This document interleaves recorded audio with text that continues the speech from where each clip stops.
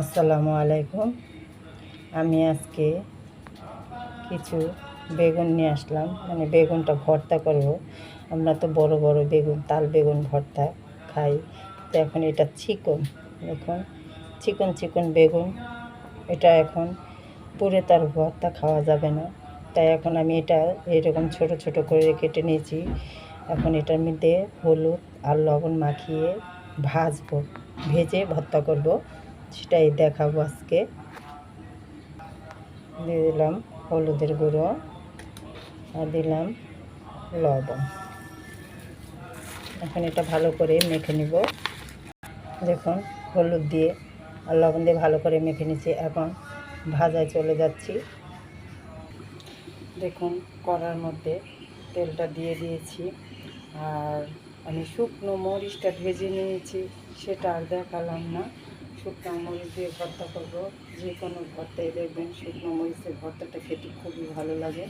তো এখন আমার তেলটা গরম হয়ে গেছে, আমি এখন বেগুনগুলো সবগুলো বেগুন একসাথে দিয়ে দিই। বেগুনগুলো হাত দিয়ে দিব, পানিটা আছে বেগুনের নিচে, সে পানিটা দিব না।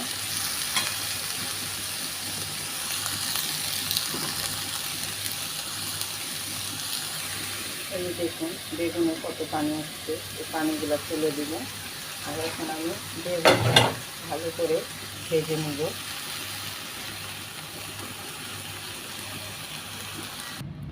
দেখুন বেগুনটা ভেজে নিলাম, এই যে উঠিয়ে নিলাম, ঠান্ডা করেছি। এভাবে ছোট ছোট বেগুনি, চিকন বেগুন ভেজে নিলাম। এখন আমি এটা ভর্তা করব, তাই এখানে এক সাইড করেই নিলাম। এখানে কিছুটা মরিচ নিলাম, কারণ এই মরিচটা অনেক ঝাল, এর চেয়ে বেশি দিব না, কারণ বেশি ঝাল হলে আর খাওয়া যায় না। এই মরিচগুলো অনেক ঝাল। লবণ কিন্তু বেগুনে দিয়েছি, তা সামান্য একটু পরিমাণে, মানে পেঁয়াজটা একটু লবণ লাগে, তাই মরিচটা আমি আগে ডলে নিলাম। দিয়ে দিলাম কিছুটা পেঁয়াজ, আর দিয়ে দিলাম ধনে পাতা।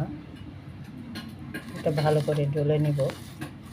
দেখুন ভালো করে মেখে নিয়েছি। এখন আমি বেগুনটা ভালো করে চটকে নেব।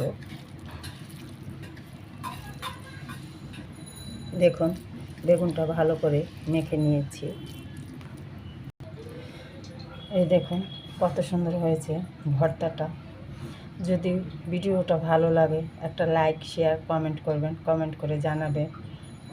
আর বন্ধুরা যারা নতুন ভিডিওটি দেখবেন, সম্পূর্ণভাবে দেখে আমার চ্যানেলটি সাবস্ক্রাইব করে দেবেন।